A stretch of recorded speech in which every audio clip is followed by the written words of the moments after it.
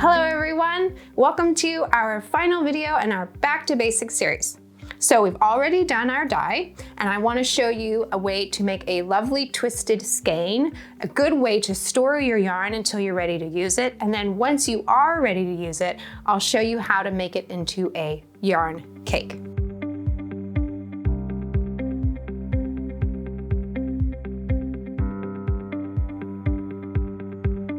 Let's start with that twisted skein. I have a skein here that I dyed with black hollyhocks. And remember all of those little ties that we put in when we were prepping our yarn?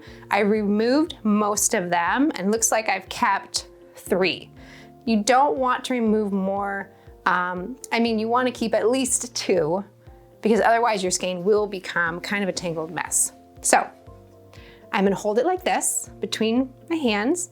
If you want, you can do your fingers, you can do it on your thumbs, whatever is comfortable for you, because all we're gonna do is twist our yarn. So I'm gonna start off like this, and I'm just going to keep twisting and twisting until it starts to get tight and kinks. Keep twisting, keep twisting. I'm gonna do this hand like this. It's a delicate balance between too tight and not tight enough. So you see how it's starting to kink right in here? Okay, I'm gonna use my chin, you can use your elbow, anything to sort of bend your yarn right in the middle, like this. And then it's gonna twist up. I'm gonna get my little finger out and we'll neaten it like this. And then we're just gonna tuck one end into the other. Like this. Give it a little pull. If it looks a little messy, you can either pull it out and do it again, or I like to just tuck things under. So it looks like it's ready to be displayed, and it should be displayed because you put a lot of work into that one skein of yarn. So now you have a project, you're ready to use it. Let me show you how to make a yarn cake. So when I first started, I would turn my skeins into just balls of yarn. So I would take my skein, I'd wrap it around a chair, and I would twist it up into a ball. And I still love balls of yarn, even though they roll everywhere. But that's really time consuming. So I'm gonna suggest that you invest in a ball winder or cake maker and a Swift. This will save you time. So what I'm gonna do today is show you how to use these 2 tools. So I've got my twisted skein. I'm going to untwist them. And remember way back when we were first preparing our skein and I used twine to, as ties so that it wouldn't dye the same color. I did not do that with this skein. So it's much harder to find all of those little ties.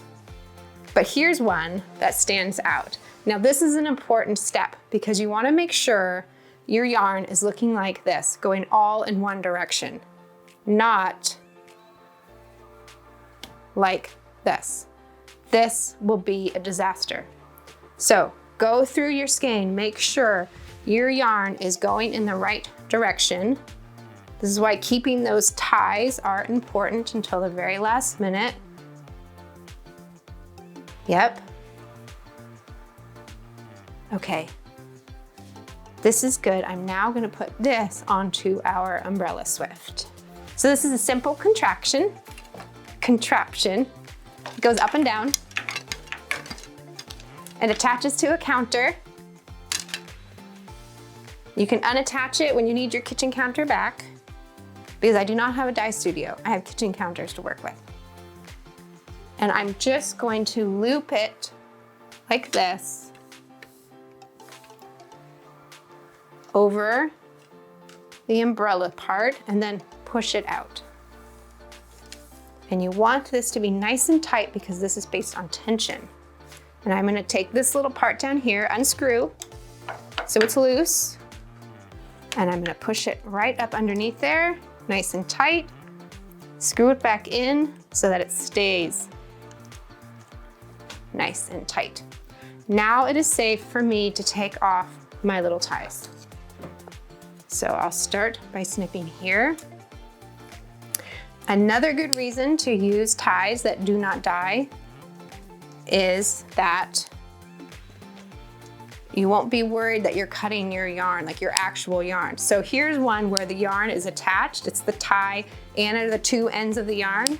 And I don't want to cut it at the wrong spot. This makes me nervous every time. So I'm going to cut it right here at the knot. Like this. Okay. Oops. I'm going to take this tie out. And now I also have the beginning of my skein. So let me go and take out the rest of the ties right here. Remember, if you're ever unsure of what you're cutting, just cut right next to a knot. Let's see, are there any more? One more. So you're gonna pull your string from the outside. I'm gonna bring it over here to my cake maker, and I'm going to thread it through here. You can do it like this, or you can just stick it through. Whichever is easiest for you. Now I'm gonna stick it in this narrow slot. Now this is a thin yarn, it's fingering weight. So I'm actually going to wrap it just a little bit to make sure that it stays nice and tight. Like this. So once I have this in here, through here, now you see how this is looking a little loose? This whole thing is based on tension. So if it's looking kind of loose like this, I will hold it just so this part is nice and tight. That's a personal thing. Okay, now we just take this little, what is this? Little crank, and we turn it like this. And you are just gonna continue to do this until all that yarn is on here.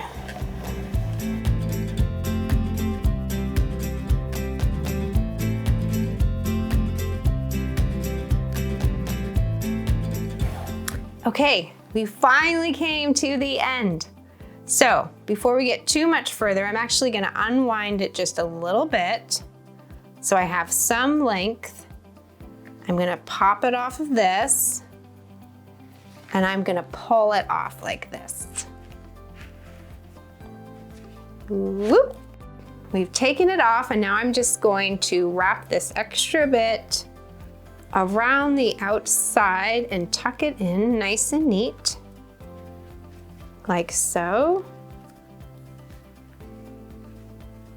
And now you have a cake ready to use in your next project. Thank you so much for watching these videos. I think I'm gonna use this one in a shawl. Till we dye again.